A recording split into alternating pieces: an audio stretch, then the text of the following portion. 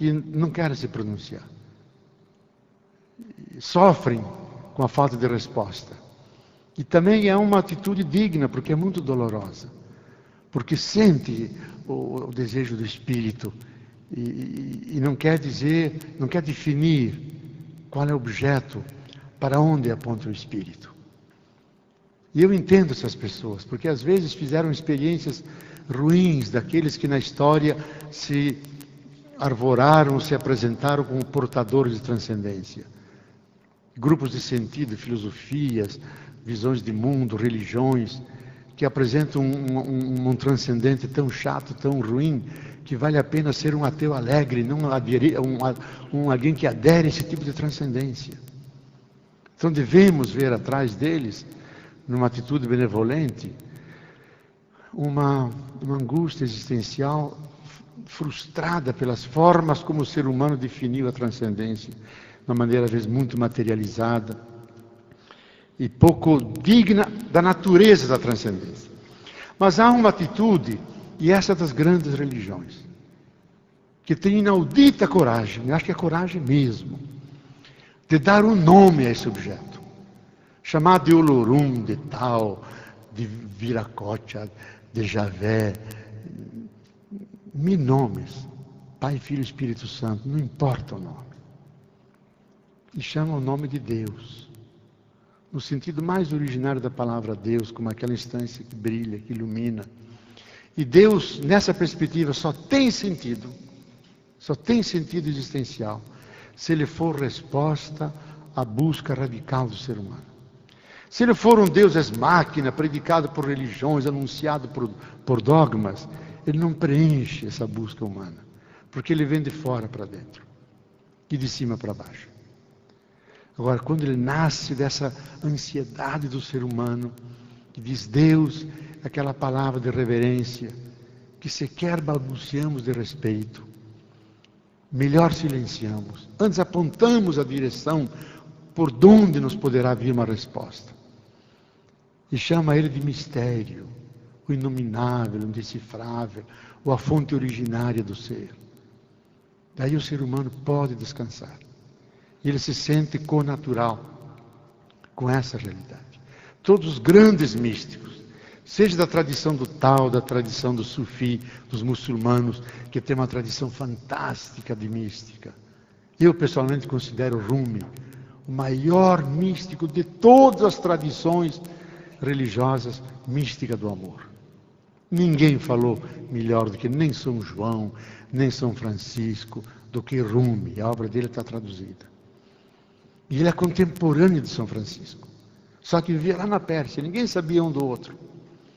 E tem poemas fantásticos do amor, em todas as suas formas. O amor erótico, o amor dos sentidos, o amor espiritual, o amor a Deus. Todos eles, a tradição mística diz, na sua radicalidade,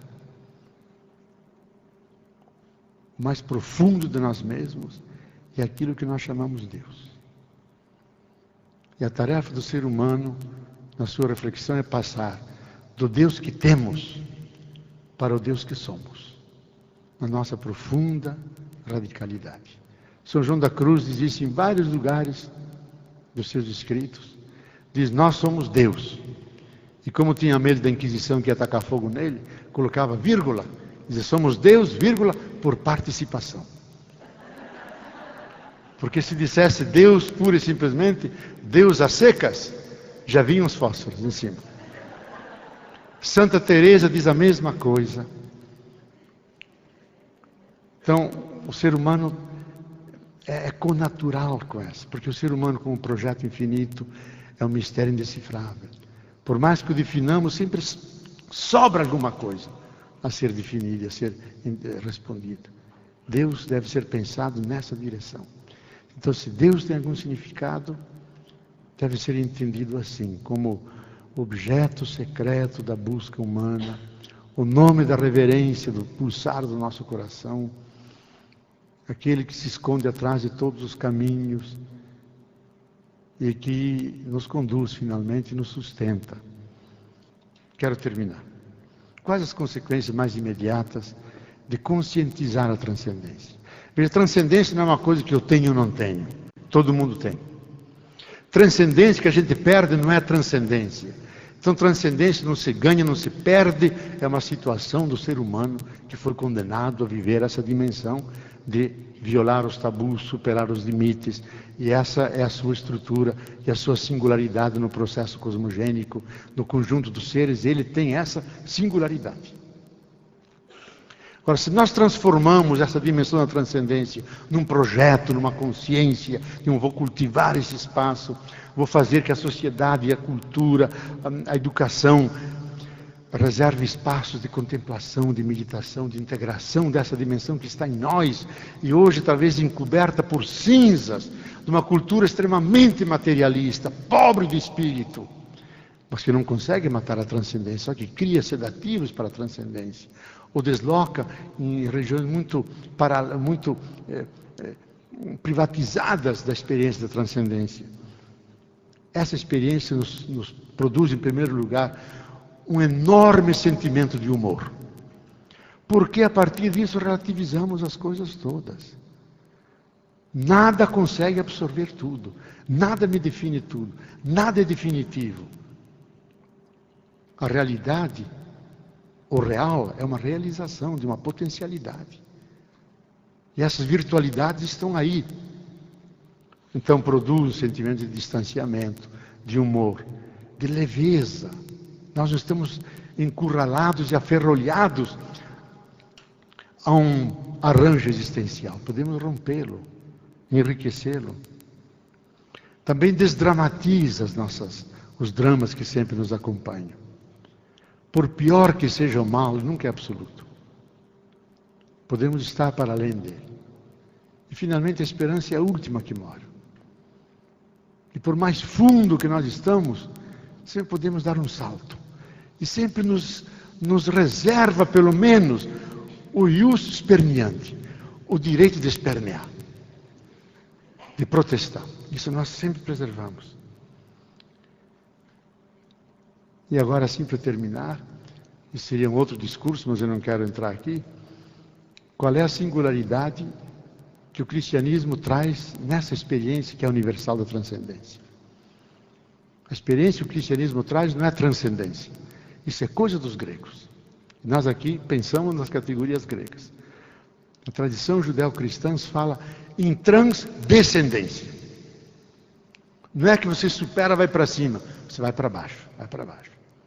Deus que estava circundando toda a realidade, ele emergiu do mais pobre, nasceu no meio de animais, se identificou com o crucificado, se fez um esmoler para conseguir o amor de cada um e para tirar as distâncias que possam haver entre os seres humanos. Se fez o último dos homens.